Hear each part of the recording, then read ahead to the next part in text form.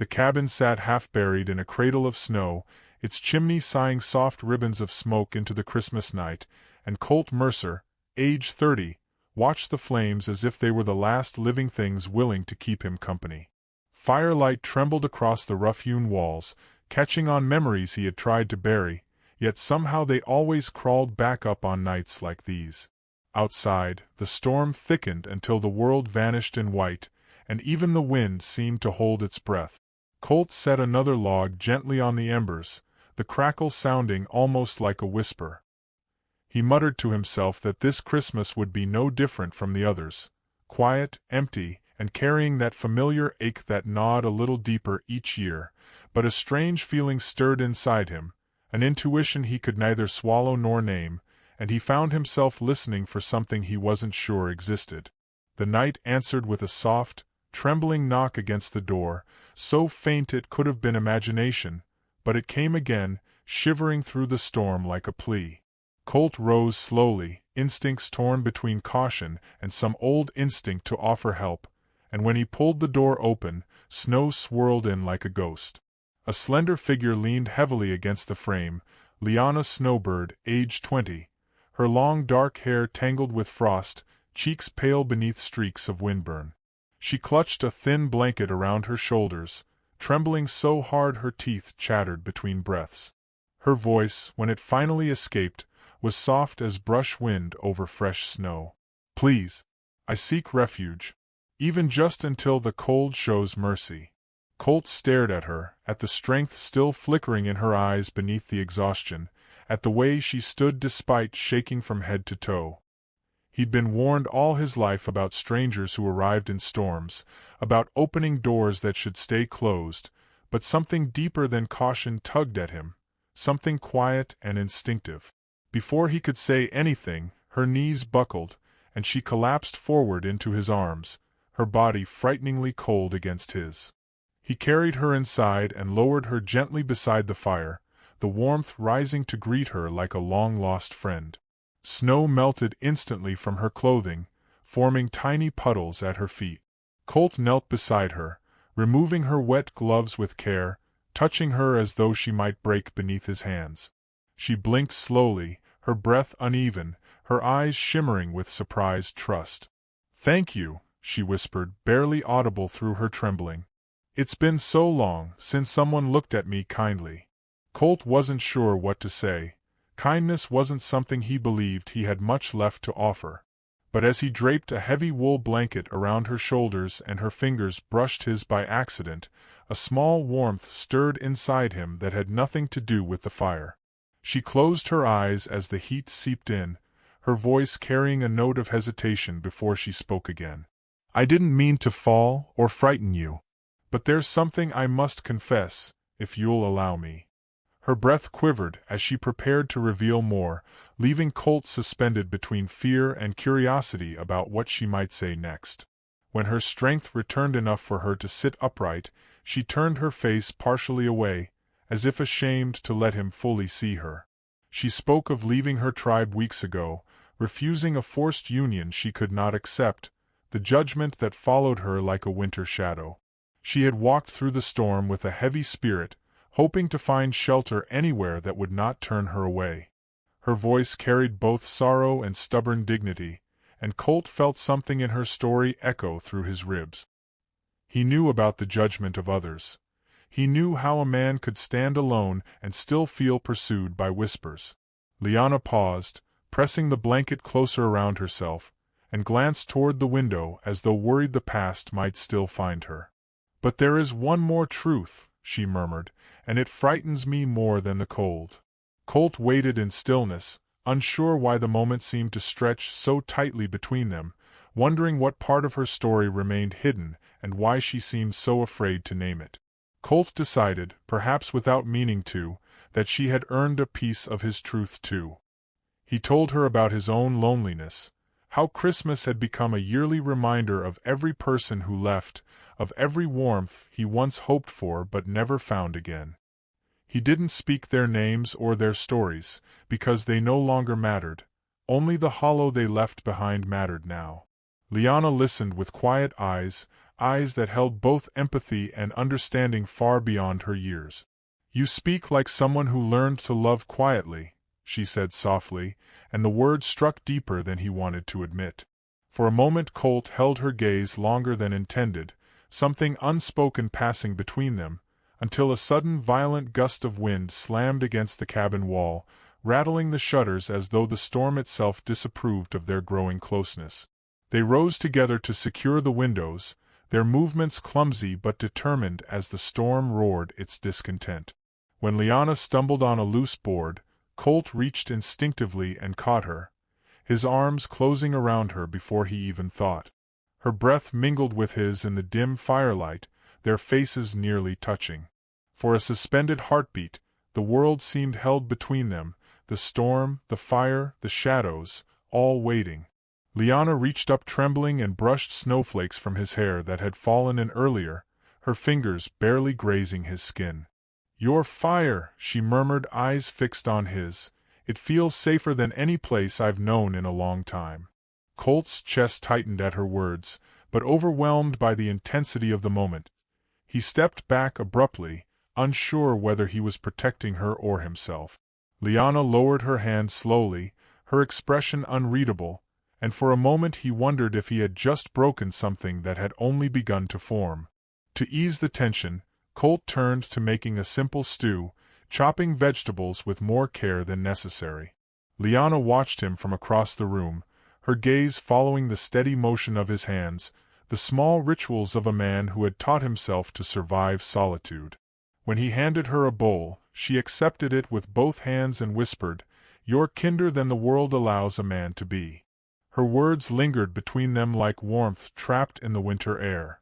They ate in gentle silence, interrupted only by soft glances and the crackle of the fire. Colt felt something inside him shift, something he wasn't ready to name, as if this moment, this quiet sharing of food with a stranger, was unlocking a door he had closed long ago. He wondered if she felt it too, because her eyes held a question she didn't dare voice, leaving a subtle ache hanging in the room.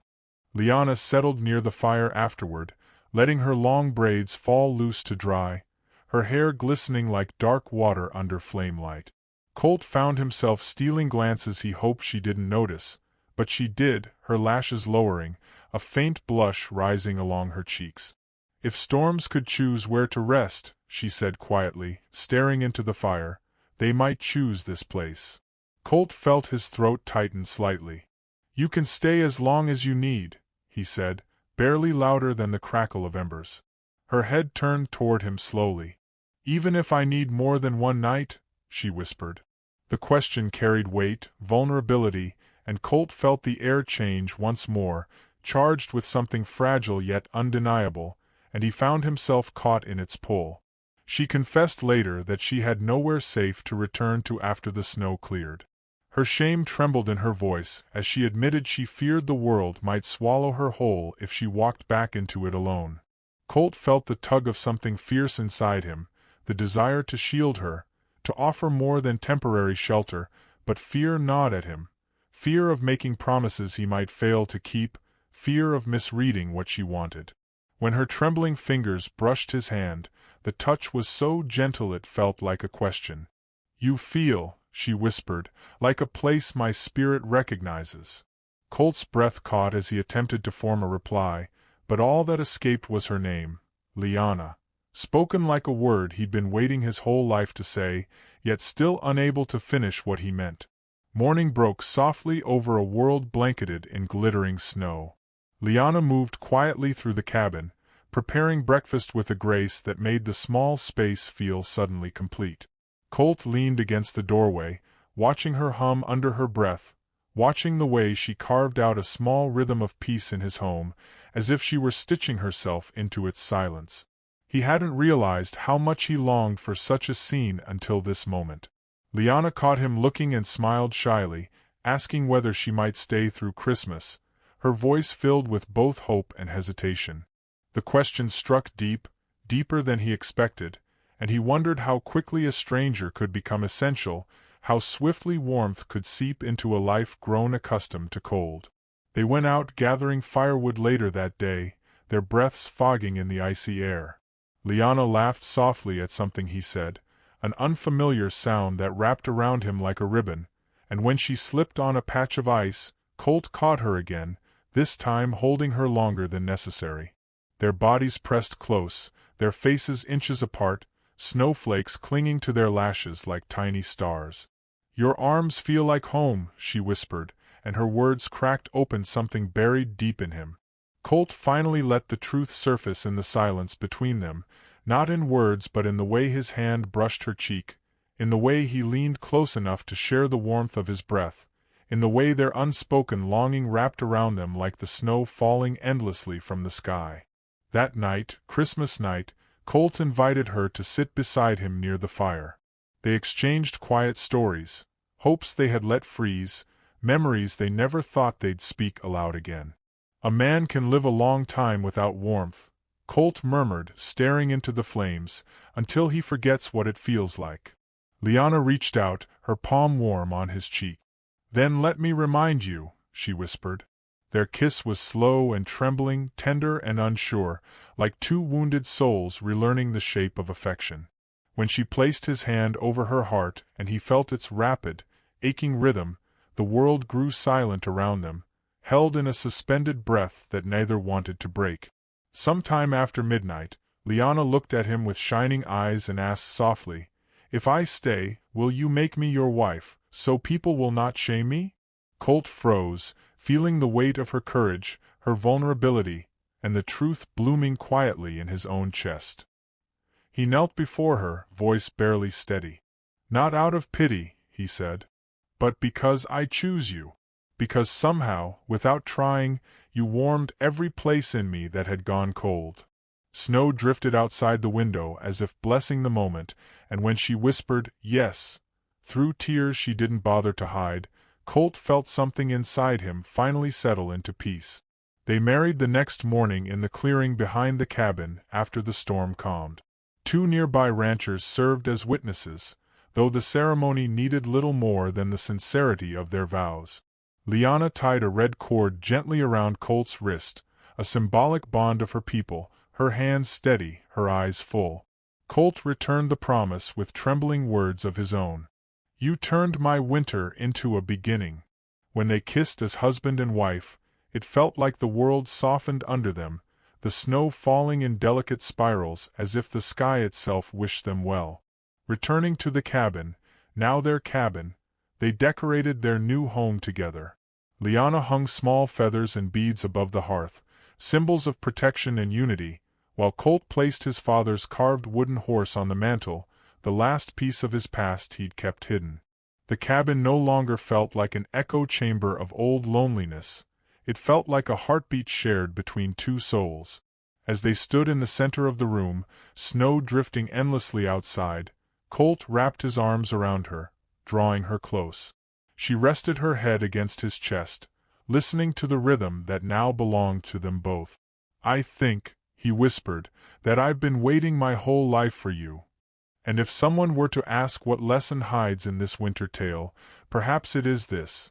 Love often arrives when we have surrendered the hope of finding it. Sometimes warmth knocks upon our doors in the shape of a stranger, and sometimes a storm is not something to fear but something that delivers us exactly where we need to be. If you ever find yourself wandering through the cold of your own life, remember that one open door, one fragile moment of courage, one soul willing to listen, can change everything. And perhaps, just perhaps, your own story has already begun, waiting for you to step inside and claim it.